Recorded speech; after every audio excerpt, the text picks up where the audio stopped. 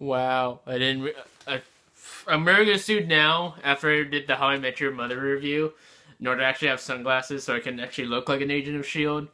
In order to have a hat or a goatee so I can look like the nostalgia critic. But, nah. And so then, welcome to TV Aftermath.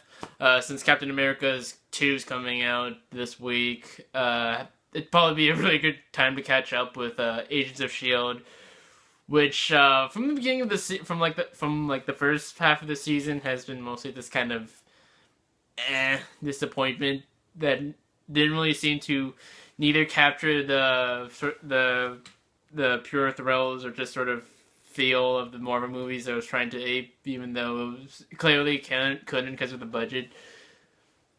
We didn't have time for them to, well, because like just for the sake of trying to establish these characters as their own, to introduce the more comic book elements of it outside of the it was the Gravity episode. Damn it! It was so long ago that like eventually people just sort of got really impatient, and the whole Tahiti mystery initially didn't seem as cool as it did until they actually decided to bring in the aliens from the Kren, no, the actual aliens that will. It's also their own way, Disney's own way of trying to plant the seeds into for Guardians of the Galaxy, so that way people won't be completely surprised when that comes out in August. But as a setup to Captain America, and like this sort of a testament to how like the show's been building up to introducing the Deathlock arc with Mike Peterson. It's not bad. It was actually kind of an exciting episode. So, and it's sort of a testament, and it brought a lot of elements from like not only just from the actual comic books like Deathlock, of course, but also like it brought in a lot of elements from just strictly from the the Marvel Cinematic Universe. Like it brought in a lot of the side agents from the one shot films.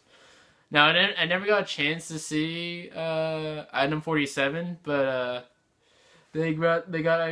but I know like I'm familiar with the character. I think I'm familiar with a little bit with the Agent Blake that they brought in. I know I saw the consultant. So no, it wasn't. Yeah, it was, and I saw the consultant with the Thor Blu-ray, which so I knew Sid well from there. And it's like, well, like again, like the great thing about the supposedly cool thing about the show is that how it's able to finally bring in all these super like these grander elements into this effectively like CSI scale show, and especially with like this episode alone, like the budget's like way better now. Like you have multiple, like you have shots of them flying on aircraft carriers, or just having a lot of the shots of the bus just flying around, or just doing these very sudden flight maneuvers, and it's really cool now. And you see Deathlock in their actual uniform, though. I know a lot of people online have been complaining, oh, it doesn't look exactly like him. Though at least the X-ray vision scene where Sky sees what's left of him, or like all the cybernetic implant stuff, that looks cool. Bill Paxton, they bring all these, again, like they're finally bringing all these big names and elements into it. Like they're finally introducing more of the S.H.I.E.L.D. conspiracy elements that will be in Captain America 2. They have big names like Bill Paxton in it. He's like a second. It's probably gonna apply to like the same unspoken rule of like your second most famous actor in your cast will probably be the bad guy, and he's a guest star. And he's Bill Paxton, who's technically, I guess, like since Clark Gregg's like the lead actor in the series, Bill Paxton's probably gonna be the bad guy. Let's be honest. But I keep doing that. Damn you, How I Met Your Mother. Anyway, again, like the show has become a lot more serialized. Has a lot more.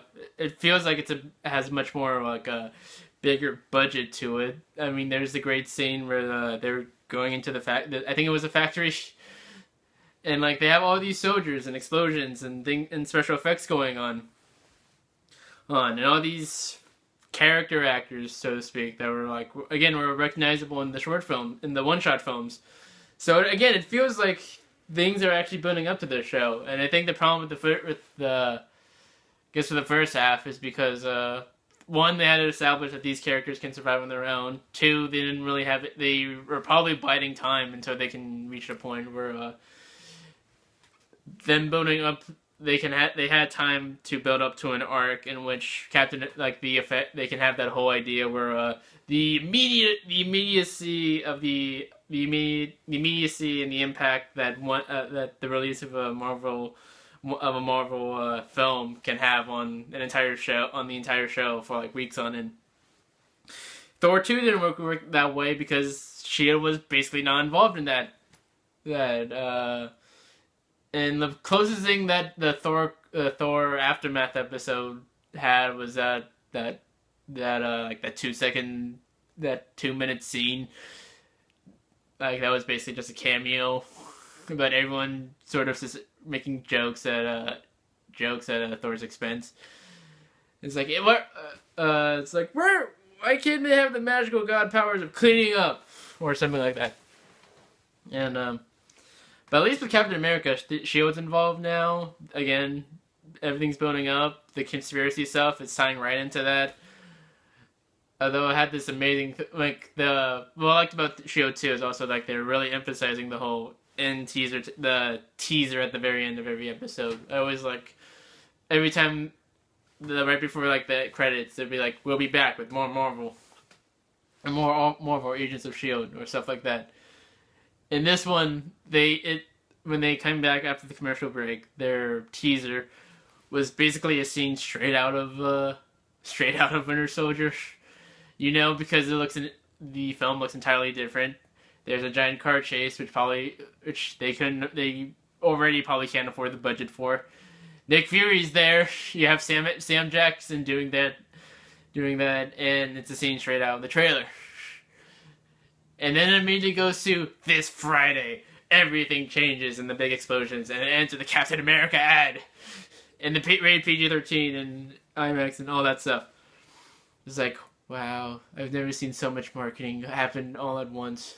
And then immediately right after, and then the actual promo for next week's episode. It's all see how the most game changing episode of the Agents of S.H.I.E.L.D. will ever have this season. And like, wow, so much marketing power going on right now. Too bad it almost this episode hit one like the second lowest rating the series has had.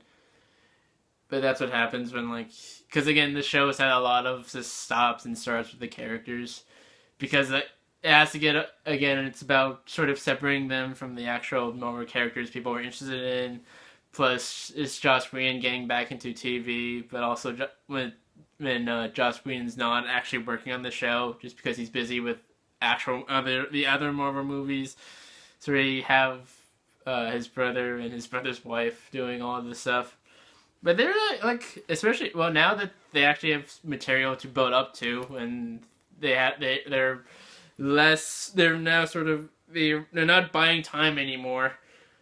And they actually have these big serialized plot lines with, again, making the Tahiti mystery actually involve the Guardians of the Galaxy, and having Sky be 084, and actually her for some reason becoming an agent of S.H.I.E.L.D. I feel that should have happened a long time ago, or one of those things you subconsciously didn't really assumed happened, or didn't care about.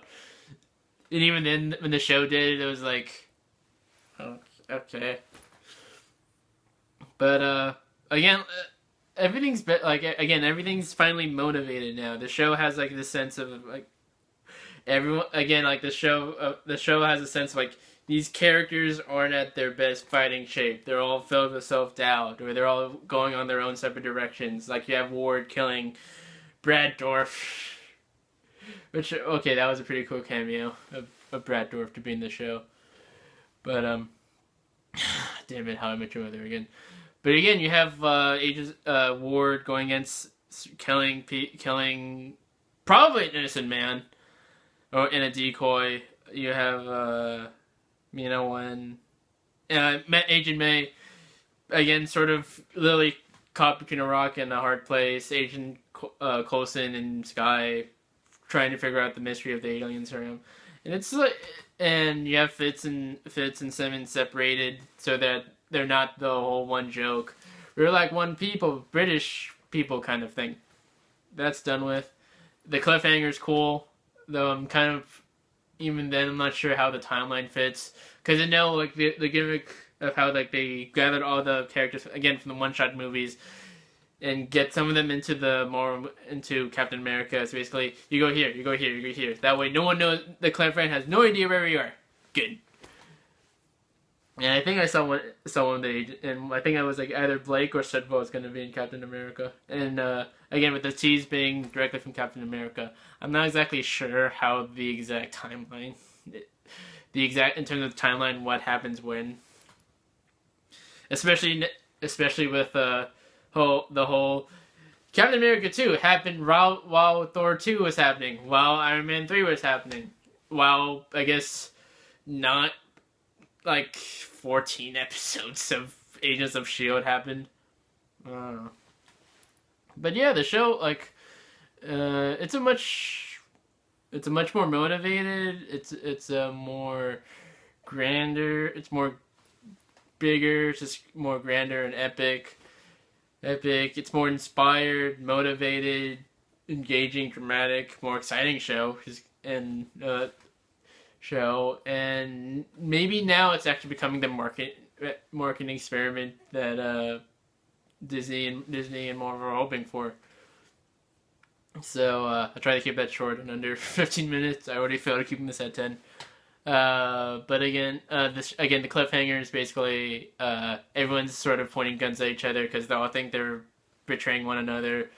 The team's about to get targeted by another group of S.H.I.E.L.D. agents led by Victoria Hand, and the whole Winter Soldier begins happening at this point, I guess. So if you follow us, keep up with us. Friday, Saturday. We should have Friday night, Saturday. We should have the Winter Soldier review up, and I'll be back next week with the follow up for this episode. The beginning, like today, this week was the end of the beginning. Now next week will be turn. Thanks for watching TV Aftermath, and I guess I had an Agents of S.H.I.E.L.D. joke in my head, but I don't know. I wish I had sunglasses for this right now. I do like, yeah! I do like a CSI Miami joke, but I don't have sunglasses. Damn it. Maybe next time, baby. Bye.